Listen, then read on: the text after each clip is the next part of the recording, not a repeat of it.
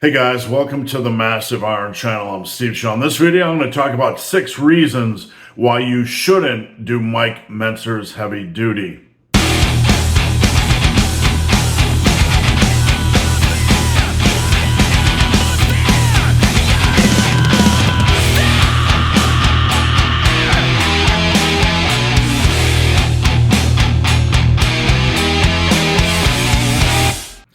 Before I get into this topic, if you have any questions or comments, drop them down below. The best topic ideas I turn into videos just like this. If you need coaching, please check out the link down below.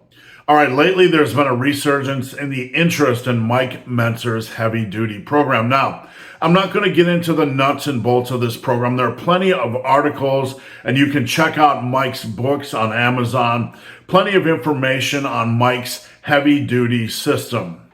I've been getting a ton of questions, especially in the last 2 months. Been a lot of renewed interest in his programming style. And I want to talk about that in this video. And I want to give you some things to think about. If you want to go off and try it, go right ahead. I did that back in the day for a couple months.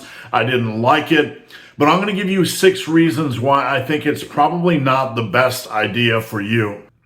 Now, number 1, and this is probably the biggest one, 99.999%, whatever, how many ever nines you want to add on, nearly every lifter in the history of lifting that has had quality results has used a more conventional style of programming, more conventional exercise selection, more conventional volume, etc. So when you see like nearly everybody, and when I say 99.999%, it's pretty much everybody. When you see pretty much everybody getting results in the same type of area with the same type of volume and exercise selection and the same type of programming, that has to tell you something. That is convention. This is a good place to start, and this is a good place to evolve your training from. This is a good base to evolve your training from. It makes no sense to start at a very minimal number of exercises, a very minimal number of sets, and have the rest between workouts at some ridiculous 10 to 14 days or 20 days or whatever. Start with convention and then evolve your training based on needs. If you need a little bit less volume here, go for it. A little bit more recovery there, go for it.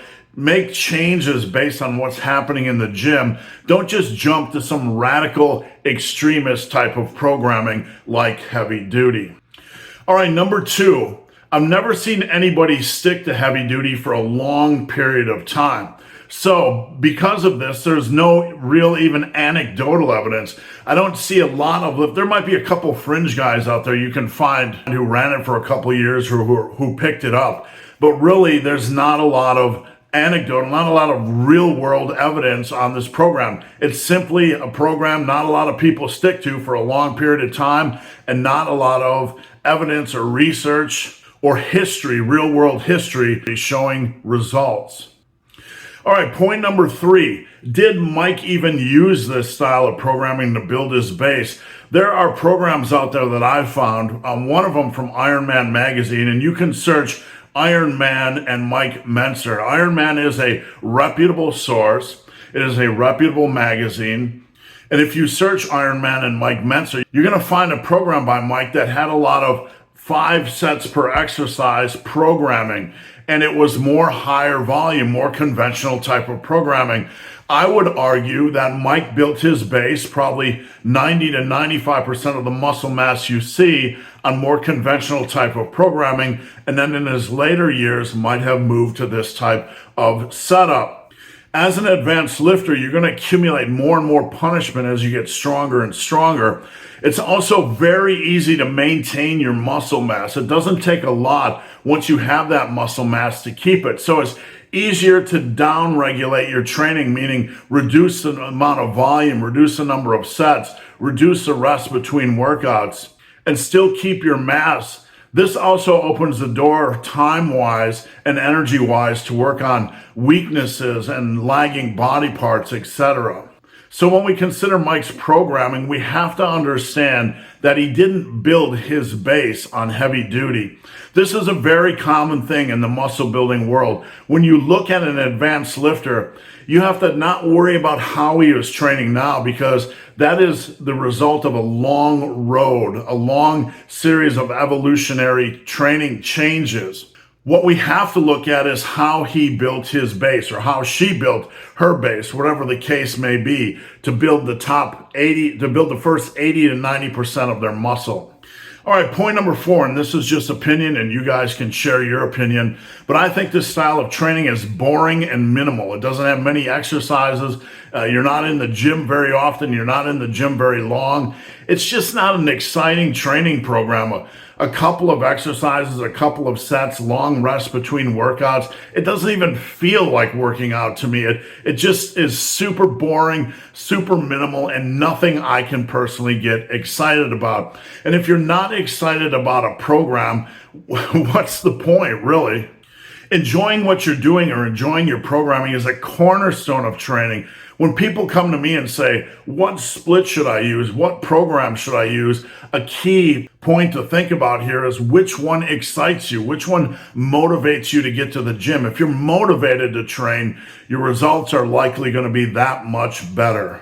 All right, point number 5, training to failure on every exercise is a little bit extreme, a little bit unnecessary, in some cases a little bit dangerous. Now, I've talked about this many, many times on this channel. The concept of training to failure we don't use in the massive iron world. There are some exercises you can train to failure without punishing the body, and some, if you train to failure, you're going to punish the body and increase injury risk or likelihood, like squats and deadlifts. Things like barbell rows, if you train to failure, all that's really going to happen generally is a slowing of the bar, right? And things like bench press, if you train to failure, there's generally not a heightened degree of injury risk, for me at least.